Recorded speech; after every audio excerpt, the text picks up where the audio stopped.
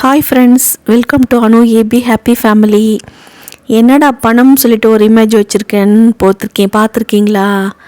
பணம் இன்றைய வாழ்க்கையில் பணம் இல்லைன்னா எதுவுமே கிடையாதுங்க. உண்மையாக வேணும்னா சொல்லிக்கலாம், பணம் முக்கியம் இல்லை, அன்பு முக்கியம், அது முக்கியம், இது முக்கியம்னு சொல்லிக்கலாமே தவிர பணம் இல்லைன்னா ஒரு இன்ச்சு கூட எதுவுமே நகராது. ஓகேவா? அந்த காலத்தில் பழமொழியே சொல்லியிருக்காங்க. என்ன சொல்லியிருக்காங்க? பணம்னு சொன்னால் பணம் கூட ஏஞ்சிக்கும். அப்புறம் பார்த்திங்கன்னா, பணம் பத்தும் செய்யும், இப்படி நிறைய பழமொழி அடுக்கிக்கிட்டே போகலாம். அதெல்லாம் உண்மையான விஷயம். என்னோடய வாழ்க்கையிலே நிறைய நடந்திருக்கு. நம்ம கஷ்டப்படுறப்போ நமக்கு உதவுறதுக்கு யாருமே இருக்க மாட்டாங்க. சப்போஸ் ஒரு கைமாத்தலாக, அதுவும் எஸ்பெஷலி ஃப்ரெண்ட்ஸுங்களாச்சும் ஹெல்ப் பண்ணுவாங்களே தவிர, இந்த உறவினர்கள்னு ஒரு கூட்டம் இருக்குது இல்லையா? அந்த உறவினர்கள் ஒரு 50 ரூபா இல்லை 1000 ரூபா கூட நமக்கு கொடுக்க மாட்டாங்க. அப்படி கொடுத்தாலும் ஹஸ்பண்ட் ஒய்ஃப்குள்ளேயே சண்டை மூட்டி விட்ருவாங்க. ஸோ நம்ம என்னோடய லைஃப்பில் பார்த்திங்கன்னா, என்னோடய ரிலேஷனோட என்னோடய ஃப்ரெண்ட்ஸ் சர்க்கிள் தான் எனக்கு நிறைய ஹெல்ப் பண்ணியிருக்காங்க. அதனால் இந்த பணத்தை நம்ம பார்த்து செலவு பண்ணணும், ரொம்ப சிக்கனமாக இருக்கணும். கஞ்சத்தனம் வேறு, சிக்கனை வேறு. சிக்கனுன்றது ஒவ்வொரு பெண்களுக்கும் ஆண்களுக்கும் ரொம்ப முக்கியமானது. அதுக்காக நம்ம கஞ்சூஸாக இருக்கக்கூடாது. சாப்பிடாமல் சேர்த்து வைக்கணும்னு அவசியம் இல்லை, சாப்பாடுக்காகவே செலவும் பண்ணக்கூடாது. சரிங்களா?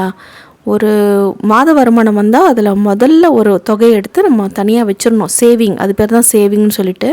ஸோ அந்த பண தேவைகள் இப்போ இருக்கிற காலகட்டத்தில் ரொம்ப ரொம்ப முக்கியம். சரிங்களா?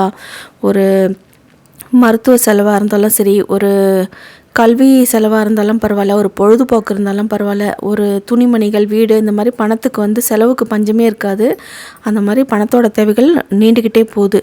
இந்த பணத்தோட தேவை எப்போ நம்மளுக்கு முக்கியமாக தெரிஞ்சுக்கலாம் தெரியுங்களா? நம்ம கையில் இருக்கிற வரைக்கும் அதோட மதிப்பு தெரியாது.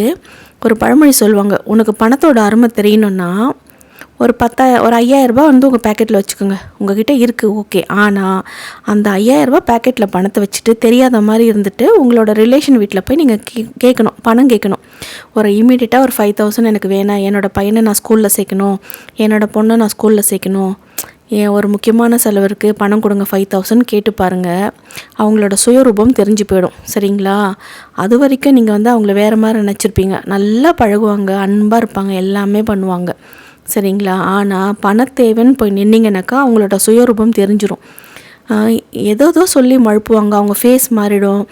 இப்போ தான் இருந்துச்சு, இப்போ தான் செலவு பண்ணேன்னுவாங்க, என்கிட்ட பணமே இல்லை அப்படின்வாங்க.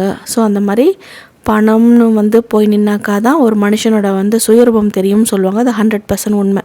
ஸோ அந்த பணத்தை ரொம்ப சிக்கனமாக, ரொம்ப செலவு பண்ணாமல் சேர்த்து வைங்க. சரிங்களா?